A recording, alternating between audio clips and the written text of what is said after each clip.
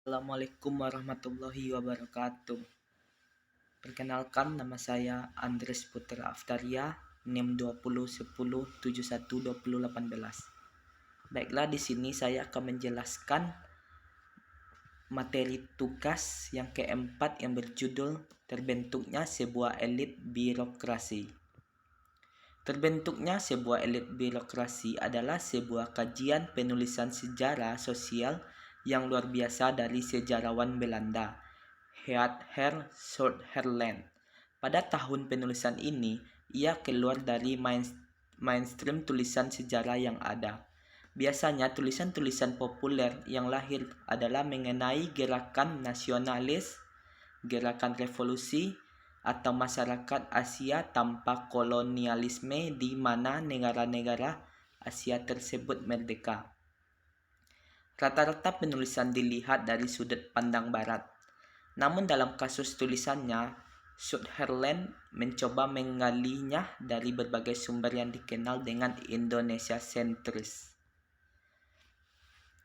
Pola-pola politik dan pemerintahan. Kepegawaian sipil pribumi pada masa akhir kolonial Hindia Belanda mengalami perubahan yang mendasar. Pangreh Praja atau penguasa kerajaan, sebuah kekuasaan yang tidak lagi sekuat dahulu karena dalam artian kolonial. Mereka dianggap sebatas Inlandsbestuur atau pemerintahan pribumi, suatu tingkatan yang lebih rendah dari pemerintahan setempat. Penjabat-penjabat pemerintahan itu memang merupakan kelas penguasa yang ditakuti sekaligus dikagumi. Tetapi mereka itu merupakan wakil-wakil bawahan dari sebuah kekuatan asing. Masing-masing kelompok memiliki kepentingan-kepentingan yang sudah mapan, tradisi dan kebijaksanaan yang diakui kebenarannya, nilai-nilai, persepsi, serta prasangkanya sendiri. Dengan demikian, bukan hanya rezim kolonial dan fungsi birokratis kepegawaian sipil itu saja yang harus dipertimbangkan, melainkan juga dasar-dasar budaya dan intelektual BB dan Pangreh Praja. Selanjutnya, priayi pemerintahan atau gaya hidup dan kebudayaan sosial. Di Jawa tidak terdapat satuan tunggal pemerintahan pribumi.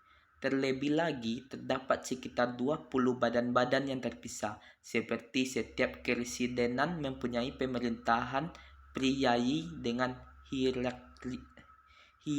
hierarkinya sendiri. Para bupati dan priayi sering dilukiskan sebagai wakil dari kebudayaan kota dan mereka memang membentuk bagian dari lapisan sosial dan budaya supradesa Jawa ini. Namun tidak semua para bupati itu kosmopolitan yang merasa sama seperti di rumah sendiri, baik bila berada di kota-kota pelabuhan dunia maupun bila berada di keraton yang sangat halus tata caranya. Kebanyakan mereka lebih menyerupai bangsawan desa daripada arsitokrat istana. Hampir semua bupati di abad ke-19 melakukan poligami, mempunyai istri utama Raden Ayu dan Patmi, yang derajatnya setara dengan sang bupati dan biasanya putri dari bupati lain. Ia mungkin istri pertama atau mungkin tidak, tergantung urutan waktu menikah sang bupati. Kemudian terdapat istri-istri yang disebut selir atau ampeyen. Agama Islam memperbolehkan seorang lelaki beristri 4 pada setiap saat. Dan karena perceraian mudah dilakukan, maka menjadi sangat mungkin seorang bupati untuk mempunyai lebih dari 4 orang istri selama hidupnya.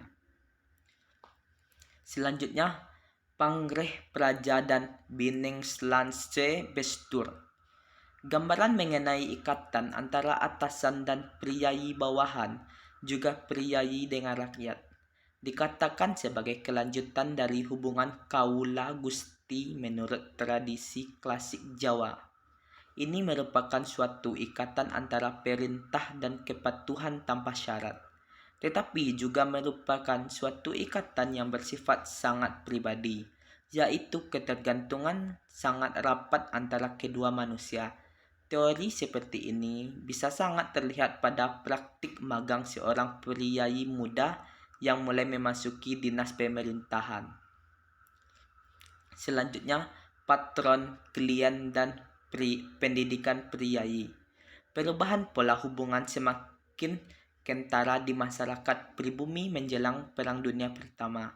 Pola hubungan antara BB, Pangreh Praja, penduduk desa dengan priai menimbulkan pertentangan-pertentangan baru.